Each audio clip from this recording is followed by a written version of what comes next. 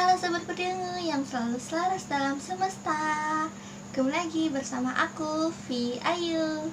Oke, kali ini aku bakalan bikin video lanjutan tentang yang kemarin, tentang generasi kristal. Sekarang aku bakal bikin yang tentang generasi rainbow.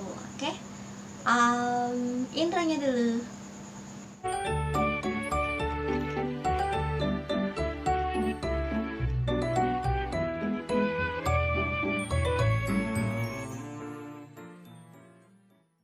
Oke, langsung aja ke topik ya.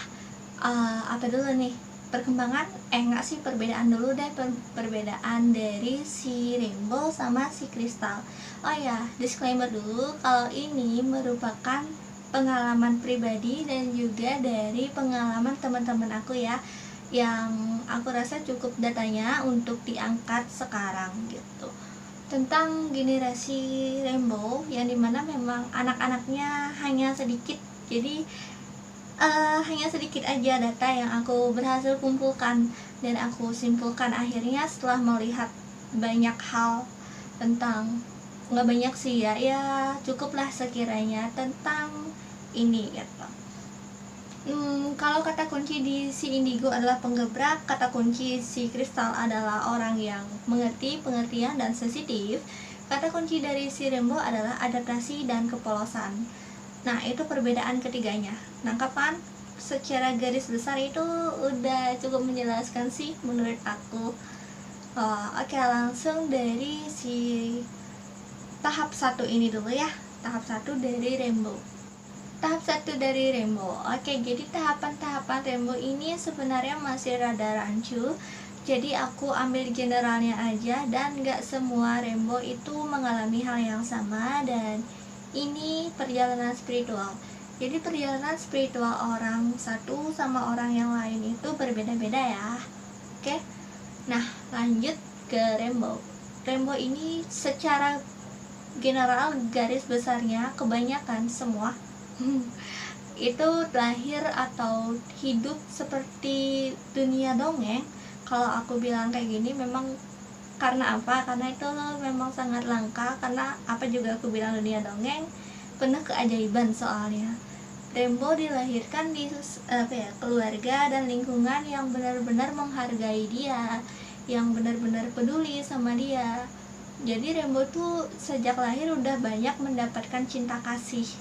Nah, itu perbedaan pelajaran yang diberikan atau yang didapat dari si indigo, kristal, dan juga rainbow. Kalau indigo itu melihat dunia dari sisi negatifnya, kristal melihat dunia dari tengah-tengah nih. Sisi negatifnya juga dapat dia waktu kecil, tapi nggak se ekstrim indigo yang sehingga indigo nanti berkembangnya jadi anak yang menggebrak. Kalau kristal nanti berkembangnya meskipun sama-sama mendapatkan bisa dibilang kejahatan atau energi negatif, tapi nanti kristal bakalan berkembangnya untuk mengerti dan agar orang lain tidak mengalami hal yang sama di dia. Perbedaan yang paling mencolok dari si rainbow tumbuh di lingkungan yang benar-benar positif, yang menyayangi dia. Nah, kalau ini aku setuju nih sama teori, aku dapat baca di Google nih. Teori Google itu menyatakan kalau rainbow lahir di orang tua yang kristal gitu, atau yang memiliki bakat spiritual. Kalau itu aku setuju banget, karena sinkron dimana anak atau orang-orang spiritualis yang entah itu rainbow, kristal, apapun labelnya dia, yang sudah dewasa, sudah mampu, dan sudah matang dalam berkeluarga, pasti akan sangat membantu dan menyayangi anaknya dia untuk bertumbuh. Dan ya, anak si rainbow ini meskipun berbeda dari anak-anak lainnya, orang tua si rainbow itu mengerti kalau si rainbow ini berbeda gitu. Jadi orang tua si rainbow sudah memiliki pengalaman lah sebelumnya. Jadi nggak bilang si rainbow halu, nggak menekan si rainbow. Jadi si rainbow tuh benar-benar dilatih dengan sabar, meskipun ada juga pasti dengan disiplin, tapi rainbow itu tidak mendapat hal-hal yang benar-benar apa ya, berat gitu loh. Atau yang berat itu maksud aku yang dialami dari sama Inigo dan sama si Kristal itu, si Rainbow enggak mengalami hal-hal yang kayak gitu. Makanya aku bilang di awal tuh kayak fairy tale lah gitu, penuh keajaiban, penuh cinta kasih, penuh energi positif dari dia lahir pun. Kenapa bisa begitu? Karena si Rainbow memang ikatan karmanya itu sedikit. Jadi yang bagi yang percaya reinkarnasi, oh ya, teori reinkarnasi belum aku jelasin di sini ya, kapan-kapan aku jelasin satu-satu dulu. Ya, yang percaya sama reinkarnasi itu karma dari si Rainbow itu sedikit.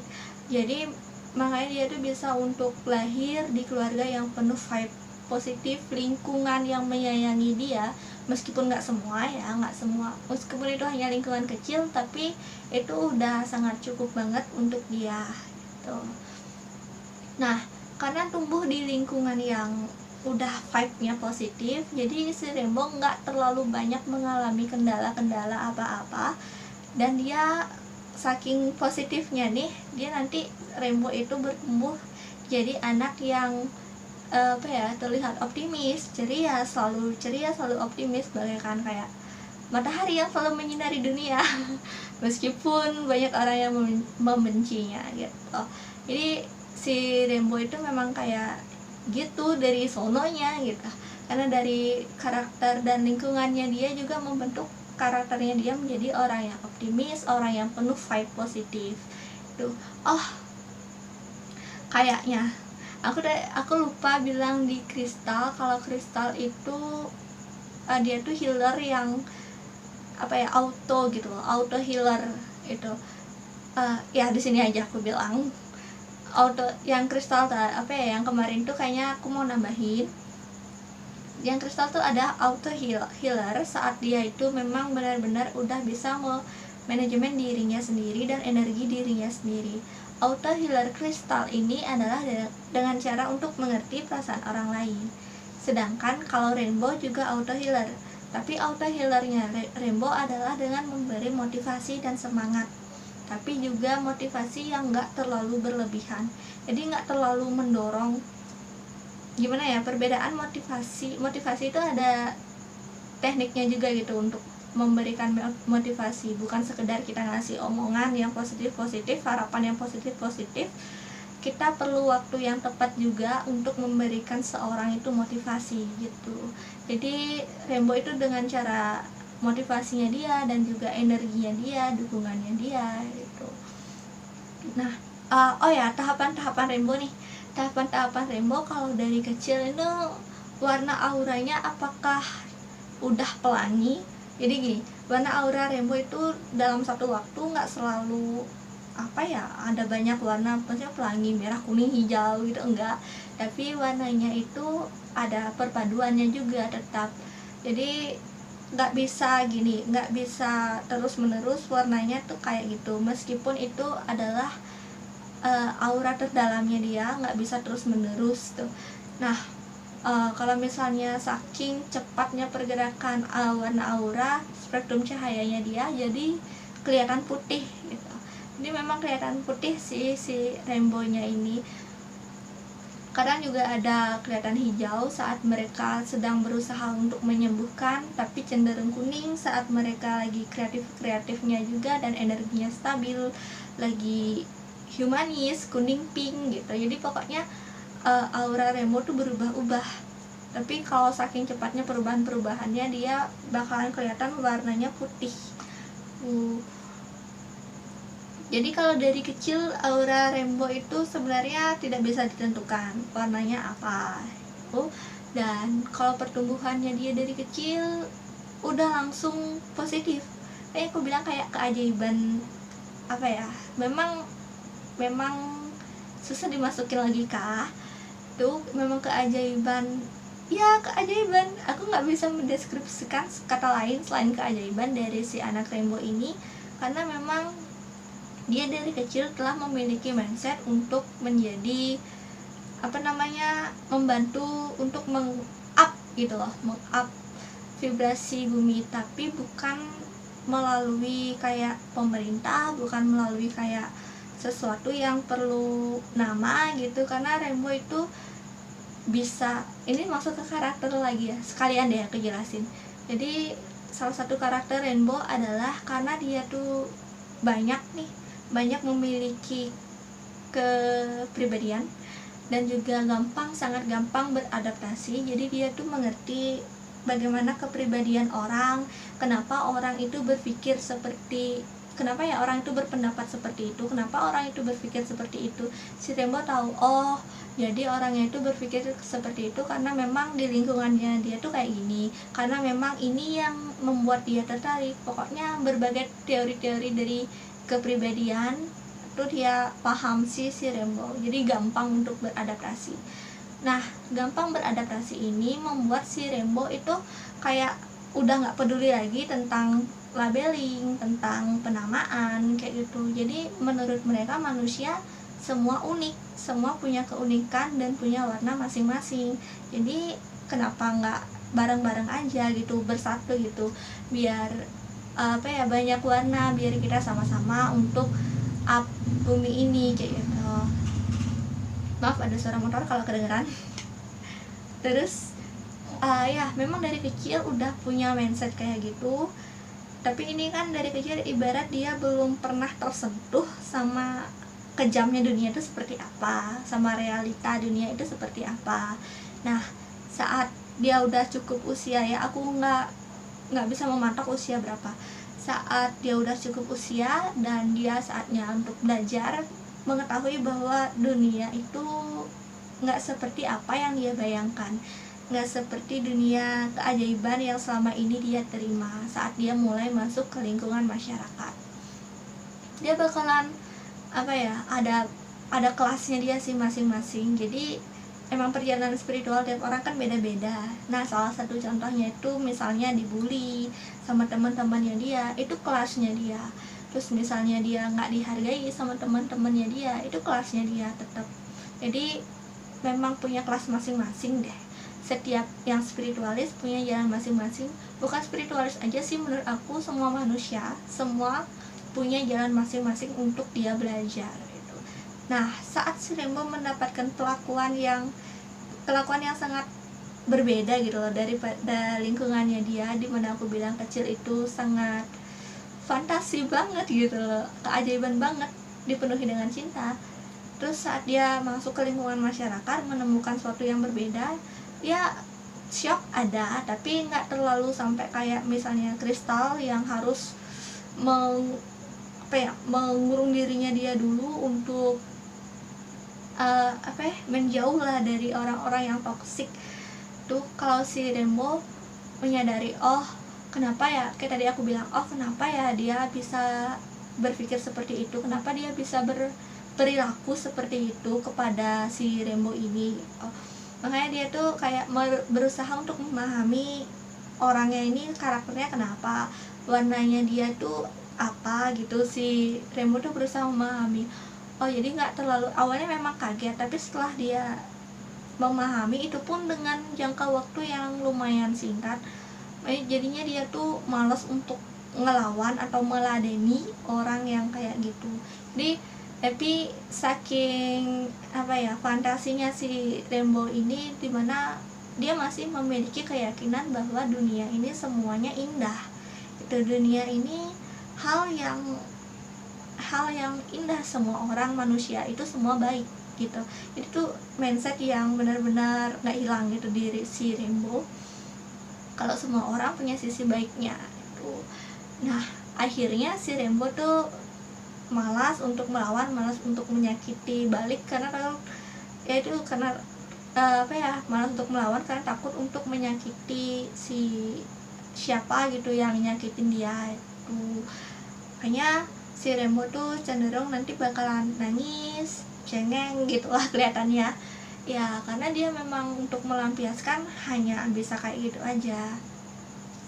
Tahap selanjutnya, ini tahap keberapa ya, tadi tahap pertama lah, ini tahap kedua dimana si Rainbow udah mulai belajar, udah banyak nih mengalami hal-hal negatif dari lingkungan masyarakat, meskipun dia tetap mendapat vibe positif dari lingkungan sekitarnya dia, jadi nggak full negatif yang dia dapat. Pokoknya intinya dalam perkembangan si Rainbow ini nggak ada yang sampai kayak ngebarbar banget si Rainbow untuk pokoknya untuk sampai jatuh banget tuh enggak.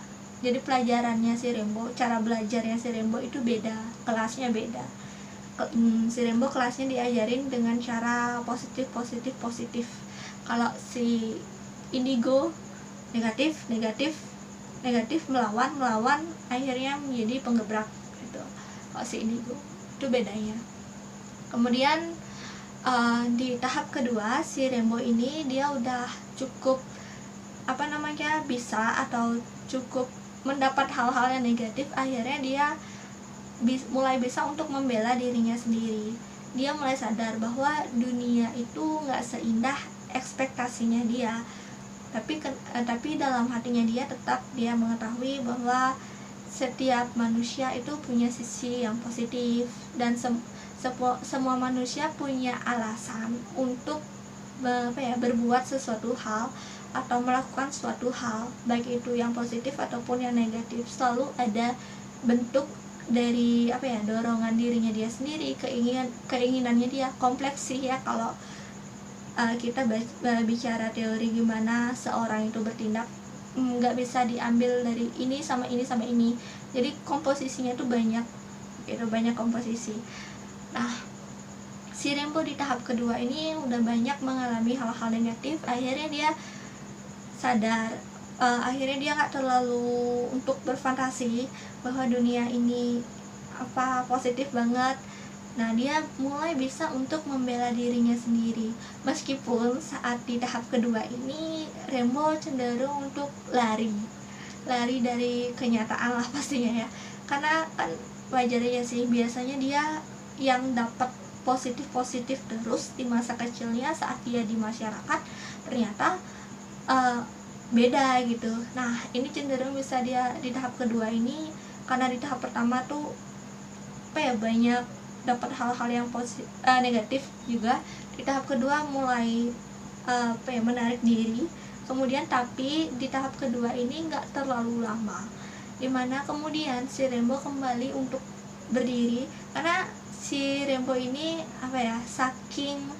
saking ajaibnya dia, kalau aku bilang ajaib, karena dia tuh selalu dibimbing sama semesta. Jadi saat dia down, segera dengan cepat dia mendapatkan suatu pelajaran dari apa yang terjadi sama dirinya dia. Jadi nggak sampai kayak berbulan-bulan ataupun berminggu-minggu, itu nggak sampai. Jadi kayak udah 3 hari aja udah paling maksimal si Rainbow untuk down banget tuh.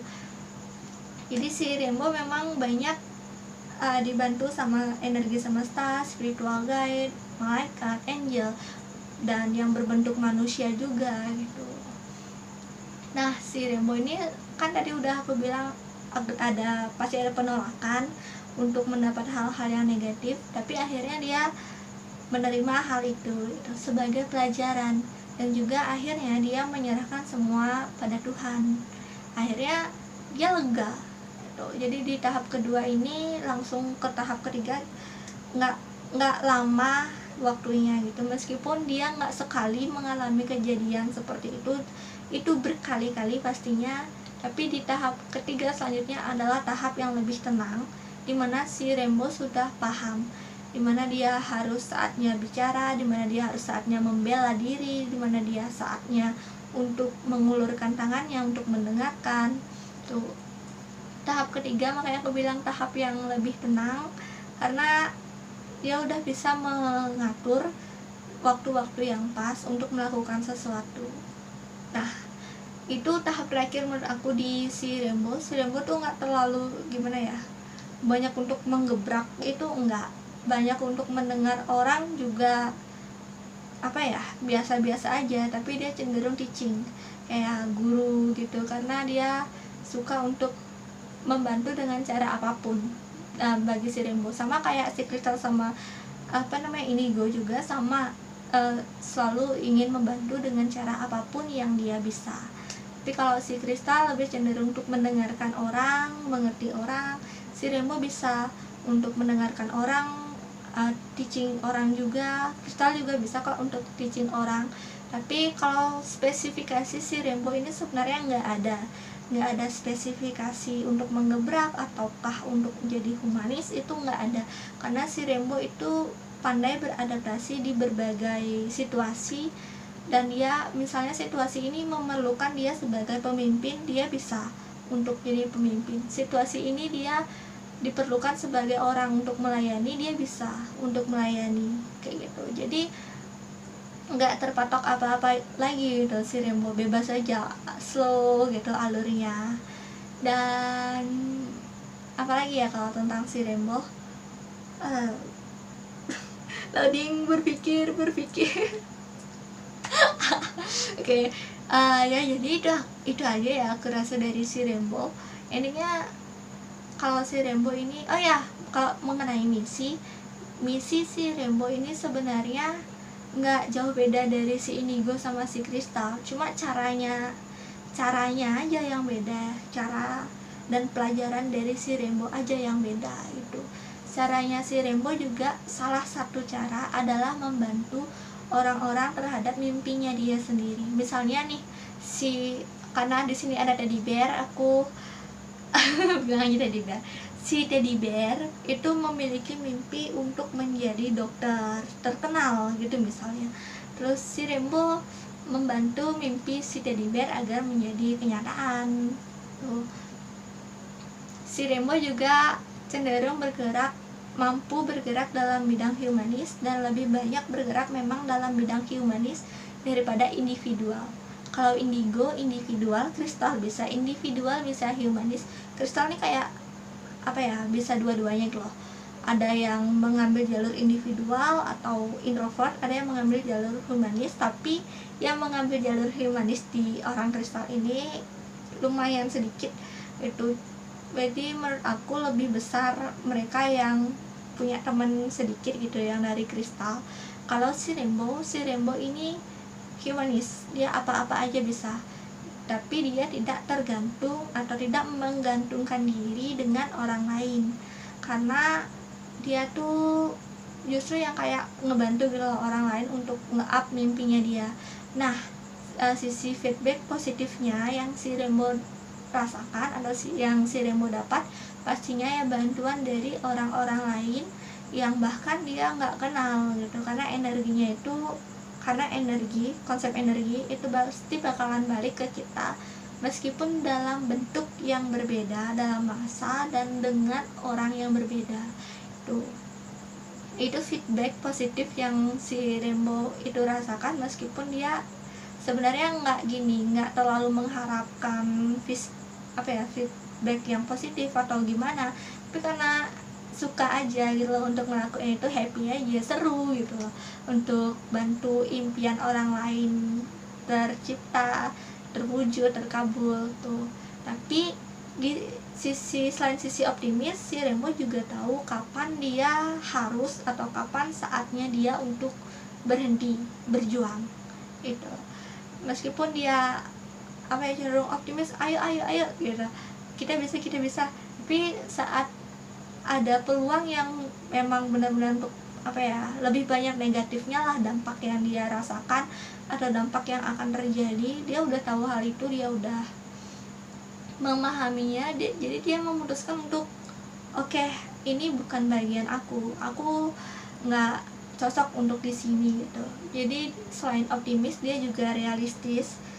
Gini, selama ada peluang dia bakalan optimis terus, tapi setelah dia mengetahui bahwa suatu hal itu udah nggak mungkin lagi untuk entah itu untuk diubah, dijadikan positif atau diwujudkan, dia bakalan mundur perlahan-lahan. Mundur bukan berarti dia berhenti, tapi memilih jalan yang lain. Dia berusaha di jalan yang lain. Jadi aku rasa semua hal-hal yang sangat menyangkut tentang Rainbow itu udah aku jelasin, tentang karakteristik dan perkembangan, dan juga tentang auranya dia, pembimbing spiritualnya juga udah. Udah untuk saat ini itu aja untuk generasi si Indigo, Crystal, dan Rainbow. Selanjutnya mungkin agak jauh, Karena kalau aku ceritain generasi Starseed itu ada banyak planet soalnya. Jadi I don't know aku bakalan jelasin dari mana, tapi intinya Starseed adalah energi yang datang dari luar bumi itu. Tapi kalau dari planet ini jujur tuh terlalu banyak banget planetnya dan berbagai macam, dan orang-orangnya pun kadang lupa pas live dirinya dia sendiri. Jadi untuk data aku belum berani speak up untuk Starseed untuk saat ini, jadi tunggu aja saat datanya udah klop baru aku buat videonya. Sama juga kalau untuk generasi golden child, kapan ya aku jelasin ya. Golden ini udah ada sih datanya karena orangnya udah aku kenal, jadi ya mungkin aku bakalan jelasin golden dulu baru ke Starseed. Gak tau ya, nanti lihat aja ke depannya, ditunggu aja videonya. Kalau misalnya belum subscribe silahkan kalian subscribe. Bye bye.